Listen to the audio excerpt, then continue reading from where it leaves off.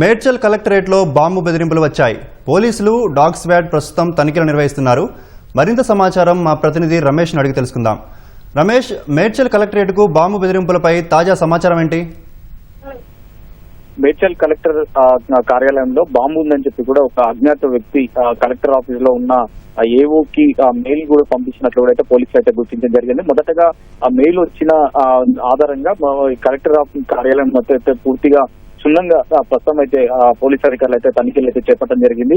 కానీ ఎవరు అంటే బాంబు పెట్టినట్లయితే ఖచ్చితంగా ఈ విధంగా సమాచారం ఇచ్చి ఉండొచ్చు, అయితే ఏదైనా ఒక అనుమానం ఉండొచ్చు అని చెప్పి ముందస్తుగానే అయితే పోలీసులు అయితే ప్రస్తుతం అయితే తనిఖీలు చేస్తున్నారు. తనిఖీలో భాగంగా ఇంకా తనిఖీలు దాదాపు గంట పైగా కూడా కొనసాగుతున్నాయి. కాబట్టి తనిఖీలో భాగంగా ఎలాంటిది ఇప్పటివరకు అయితే లభించలేదు. కానీ పూర్తి స్థాయిలో తనిఖీలు పూర్తి చేసినంత వరకు కూడా వాటికి సంబంధించి కూడా ఒక సమాచారం ఇస్తామని చెప్పి కూడా పోలీసు అధికారులు మనకైతే వివరాలు అయితే చెప్తున్న పరిస్థితి అయితే ఉంది. ఇప్పటివరకు అంటే గంటకు పైగా కూడా డాగ్ స్క్వాడ్ తో పాటు పోలీసులు ప్రతి కలెక్టర్ కార్యాలయంలో ప్రతి గదిని కూడా క్షుణ్ణంగా పరిశీలించి తర్వాత వాటిలో ఎక్కడన్నా ఏదైనా అన్నోన్ సంబంధించి కూడా ఏదైనా బ్యాగ్ కానీ తర్వాత ఏదైనా వస్తువు ఉందని చెప్పి కూడా ఆ కోణంలో పోలీసులు అయితే తనిఖీలు అయితే చేపడుతున్నారు. ప్రస్తుతం ఆ తనిఖీలో అయితే ఇప్పటివరకు ఎలాంటిది లభించలేదు. కానీ ఆ మెయిల్ పంపించిన వ్యక్తి ఎవరు అనే దాని మీద కూడా పోలీసులు ప్రస్తుతం అయితే ఆరోపిస్తున్నారు.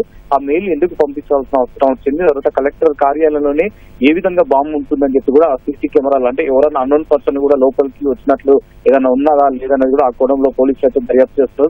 డాగ్ స్క్వాడ్ తో పాటు దాదాపు లాండర్కి సంబంధించిన పోలీసులు కూడా ఆ కలెక్టర్ కార్యాలయానికి చేరుకొని పూర్తిగా అన్ని రూమ్లు అయితే ప్రస్తుతం అయితే క్షుణ్ణంగా పరిశీలిస్తున్నారు. మరి కాసేపట్లో కూడా కలెక్టర్ కార్యాలయంలో అన్ని రూములు పూర్తిగా పరిశీలించిన తర్వాత ఒక దానికి నిర్ధారణకు వచ్చే అవకాశం ఉంది. ఇప్పటికైతే ప్రస్తుతం అయితే తనిఖీలు అయితే కొనసాగుతున్నాయి. కాబట్టి తనిఖీల అనంతరం కూడా మరింత సమాచారం వెళ్లిస్తున్నప్పుడు పోలీసు అధికారులు అయితే చెప్తున్న పరిస్థితి అయితే ఉంది.